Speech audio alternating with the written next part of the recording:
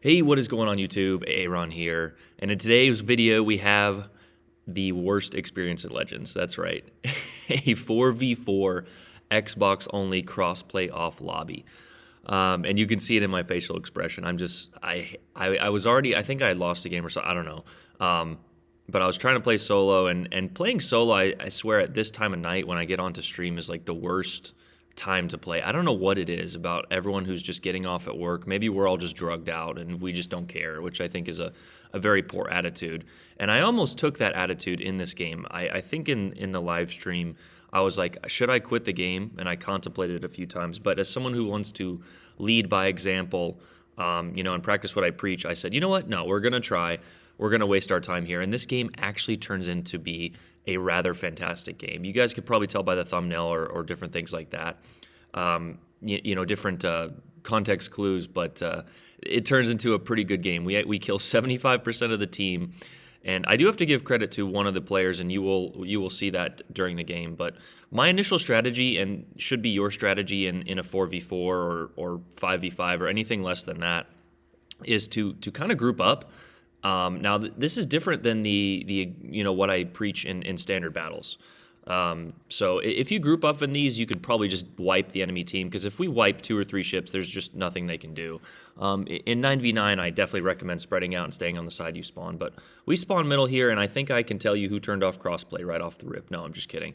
But usually people who turn off crossplay, and I'm not saying that about these players, are people who just think it's the other console's fault, that they have no idea what is going on in this game. And sometimes I think the game will just give us short lobbies for those who have been waiting for a long time. So as a rule of thumb, I kind of just stop queuing. If the queue has lasted longer than a minute and 30 seconds, or even a minute sometimes, I just stop queuing and search again or go to a different tier. And I know a lot of PlayStation, I think Tactic, T-Bull, and Meta have been saying they've been getting a lot of short lobbies in the game. But we'll go ahead and talk about strategy here, because there's a lot of it in this game. So we're spotted right off the rip, and we're not detecting anything. So we know it's not the battleship, as he was just detected there. So we're guessing that it's a destroyer. But we have this broadside New Mexico here, and we shoot. We are not detected. So that destroyer, I think, went between the gap there between C, and he's moving into the cap. But besides that, we get a beautiful broadside shot on that New Mexico. Now, the Pensacola, I think, does go off on his own. You can see him in the middle there. And we do have both of these destroyers here. So in my mind, I'm like, all right, both of these destroyers are here. Let's go ahead and support them. We do have the Esmiel spotted, and then the other destroyer, we're not sure what it is, gets detected at C there. So you will see in a moment why it is so painful to play these lobbies, but there it is.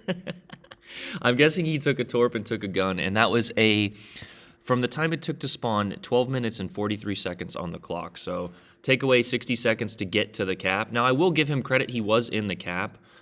But, man, it is just, like, why, you know what I mean? Why play the game if it's going to be like this? If I had this 2 games in a row, I'd probably get off. And then there we see our Akatsuki, who is not a gunboat, rushing into 2 ships. 3, presumably, with that other destroyer sitting in smoke there. Yep, there it is. So right off the rip, we are down 2 destroyers. And I am just beside myself with frustration. Now, the Mahan is moving in. We do have the AP loaded, so I should have switched to the HE. And I should have switched to the HE here, but I think I just keep the AP loaded. With 12 guns, you can absolutely decimate targets. As you see me just like, why am I playing this game? Man, like I said, it only happens occasionally for me, but if Wargaming played their game more often, the developers, they would definitely remove this as like an option.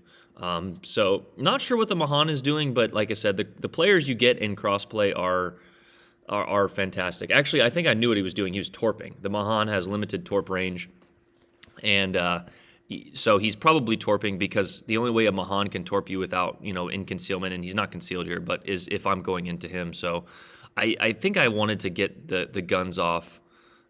And, I'm looking back at this, and turning in was probably not the best play, but you can see the torps already on their way, and they were wide there, and I'm like, can I get a secondary kill? Can I get it?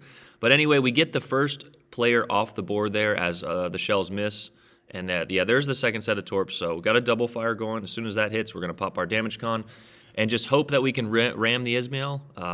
It's questionable what our team is doing, but if you look on the map there, We have a Pensacola charging in New Mexico.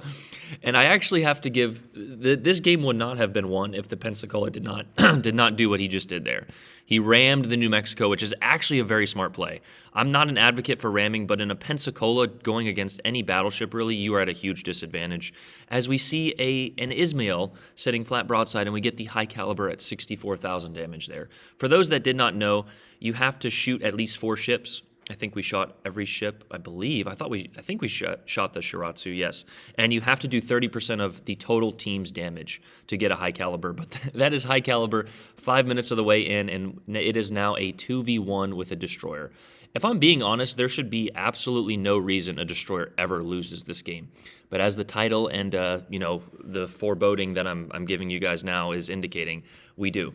But I can't be too worried about him at the moment. We do have 2 caps to 1, so like I said, that Pensacola saved the game for me. He didn't win the game, but he gave me an opportunity. And sometimes that's all you need to do in a ship in the game is give your teammates opportunities. Now, countless times we've seen those teammates squander opportunities or shoot with, when we're ahead on points in a destroyer. It is infuriating seeing these wins turn to losses, but in the meantime here, we are detected by the Shiratsu, and we know that we have this Ismail probably working his way around, so I need to angle a little bit more, and I'm trying to get shots on target here on the Shiratsu because he's playing it kind of smart. He is shooting at distance and behind island cover there and trying to set me on fire. So we get another few penetrations on him, and like I've said in every other video, especially that Temeraire, whatever somebody told me how to pronounce it, that video, you have to shoot at destroyers. Now we see the Ismail coming around here. We decide to turn in.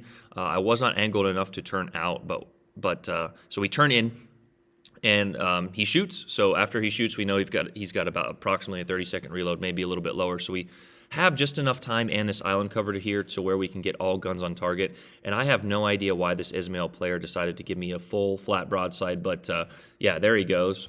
And a little excitement for me because now it is a 1v1. Hashtag 1v1 me, bro. But we have the Dev Strike, we have the high caliber, 100,000 damage. Somebody should total up there was a New Mexico in the game, which we only took like 10 or 20K from, but somebody should total up the max amount of damage and see how much of it we did. Because we end up killing 75% of the ships here. And I think I'm going to fast forward a little bit, but yeah, let's go ahead and fast forward to that, and I'll be right back, all right? All right, so I'm going to go ahead and put this in fast forward, but I still want to actually show you guys most of the game here. So we can obviously see that the destroyer is in C. So I know torpedoes are probably coming, so I want to kind of straighten up and dodge those here. And in my head, I'm thinking, if I can just live, we can win this game. Now, the enemy destroyer does a very smart thing, and he actually moves to I think the D cap here as we kind of take a torp. The California, while it does have great protection, torpedo protection, those are IJN torps, and those do hurt. So we're going to go ahead and move into position here to either hide. We are not detected now, but we know that he is behind one of these islands here and going wide, and he also has us on location. So I waited a little bit too long there to catch that damage con, but we see him go into D here, so he's playing it smart. Now, again, I would have just stayed out of detection range and torpedoed me, but he is doing something that is smart for his team. He is getting the capture points. If he can get those capture points ahead of me, then we will win. Now, we are up almost 200 points because of the time it took. So the Gade and the Gade and the Adkatsuki actually did a little bit of something in the beginning of the game because they got that capture point. But with how slow a California is, I'm in my mind, I am just preparing myself to lose this game. A DD versus slow Tier 5 American battleship should be a loss every single time. Now, what I'm doing here is I'm waiting. I have my back gun. I'm not turning fully here, and I explained this on the stream, and I actually pull a little bit of a quote-unquote pro gamer move here at the end, but I'm keeping my back gun. Like, you see how I'm switching between the two? So that way I can keep my front turret in front of me and my back turret behind me in case he decides to pop out and YOLO me on either side. Now, we know that he was just in D here, and we're not spotted, so he's probably going through to A, would be the assumption. That, or he's just sitting behind the island. But since the cap is not contested, we know that he is not in the cap now. So again, I'm keep rotating between my turrets because of the turret traverse time to keep to keep two guns on target at either time. So If you look at the clock, though, if we get this capture point and he, we will be tied on points. We'll be ticking at the same rate. So as long as he doesn't work his way back to one of these other capture points, we'll be fine. But the 2 capture points are essentially, we are between the 2 capture points, so we will most likely be spotted or targeted before he can get there. So I'm going to get this cap and just sit here and do my best to live. I am right on the edge of the amount of health to where 1 torpedo hit could kill me. So what I did is I moved into position here in this island, and we're just going to wait for him. If you can also see, my turrets are on rotation, and I did that on purpose. I'm going to go ahead and give it back to myself at the end of this clip here to fully explain what I'm doing in the game. But basically, I'm keeping my front turrets in front of me, as I did in the other example, and I'm keeping my back turrets behind me. So I'm going to go ahead and give it to Aaron from the live stream here, and he will be explaining what we are doing. The audio might not match my face, but yeah, Aaron from the past, take it away.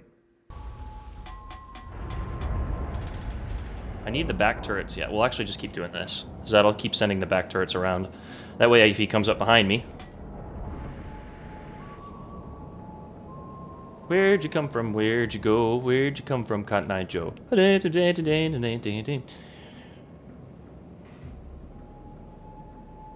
know, if you guys don't know what I'm doing, I'm moving the back turrets in case he comes around behind me. Actually, I want him right about there, so. And now we're sitting in this gap, because if he comes around behind me, then he will have to be detected before he gets in the cap. If he comes around in front of me, well, we got him. So I hope that you guys, I don't know if I explained that the best, but I'm continually moving the front turrets either to the left or right of the ship. If you put them on the left, the back turrets have to spin around that way. If you put them on the right, they, again, spin around the other way. And what that does is it keeps the back turrets, instead of all the way angled forward to the left or right, it keeps them in more of a position to hit a target that, in case he comes up behind me. Now I'm going to give it back to myself on the live stream here for this final situation here, and then we'll talk afterwards. Let's go! Come on, man! Use your head! Well, guys, that is the video, nearly totaling all of their XP combined. Shout out to that Pensacola for getting the ram. 75% of the enemy team killed, well over 50-60% of the damage. If I have a message for you guys in this one, it's turn on crossplay, for fudge's sake. But that is the video, guys. Play smarter, not harder. Play the objectives. Think about your positioning. You can easily win games like these. You just play smarter is the message. Let me know what you guys thought of that. The worst experience in Legends. I hope you guys enjoyed that. It was a fun little video. I thought I'd just throw it up there because I've been getting a few more crossplay games lately, or non-crossplay. But that is the video. Hope you guys enjoyed it. Aaron out. Peace.